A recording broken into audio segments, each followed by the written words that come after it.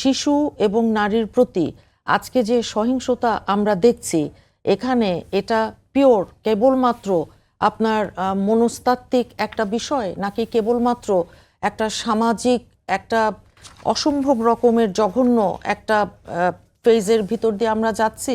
এটা তো আসলে একটা বহুমাত্রিক আপনার সমস্যা। এখন একটা কোনো নির্দিষ্ট কারণে এটা ঘটেছে সেটা আমরা আসলে মনে করি না। এখানে মন মানসিকতা, বিকৃত মানসিকতার ব্যাপার আছে, অর্থনৈতিক পরিস্থিতি বলি, সমাজ ব্যবস্থা বলি, আইনের প্রয়োগ বলি, সব কিছু সহই।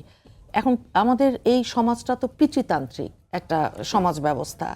এখন এই রকম একটা সমাজ ব্যবস্থা, এটা তো জেন্ডার বেসড ভায়োলেন্স হিসেবে দেখা হয়, যে নারী শিশু অনেক সময় দেখা হয় যে এটা পুরুষের অধীনস্থ, কিংবা আমরা নারীরা অপেক্ষাকৃত দুর্বল ফিজিক্যালি বলুন। এখন এই রকম ক্ষমতার ভারসাম্যহীনতা, সহিংসতার একটা ভিত্তি আপনার তৈরি করে কিনা সেটা দেখবার ব্যাপার আছে। আর লিঙ্গভিত্তিক বৈষম্য তো অবশ্যই আছে, যে ছোটবেলা থেকেই একজন ছেলে কিংবা একজন নারী মেয়ের মধ্যে যে একটা বৈষম্যমূলক আচরণ, আজও যে একজন পুরুষও ইট ভাঙছে, একজন নারীও ইট ভাঙছে, কিন্তু বৈষম্যটা মজুরির বেলায় আজও আছে।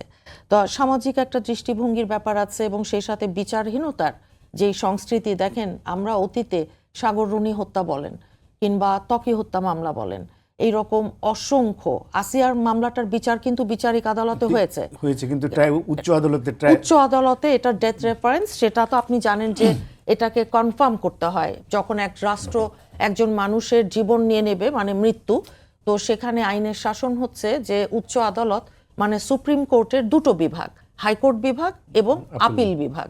হাইকোর্ট বিভাগেও সাজাটা বহাল থাকে যদি মৃত্যুদণ্ড, সেটাকেই যদি আবার রিকনফার্ম করা হয় আপিল বিভাগে নিষ্পত্তি হয় মৃত্যুদণ্ডের সাজার ঘোষণার মাধ্যমে, তখনই কেবল সাজাটা কার্যকর করা হয়। তা আপনি জানেন যে উচ্চ আদালতে আমাদের বিচারক স্বল্পতা আছে, যে কারণে আমাদের আপিল বিভাগে দুটো কোর্ট থাকার কথা, কিন্তু আজকে আপিল বিভাগে কিন্তু একটা কোর্ট। ওই কারণেও আপনার একটু বিচারের যে গতি, সেই ব্যাপারটা আছে।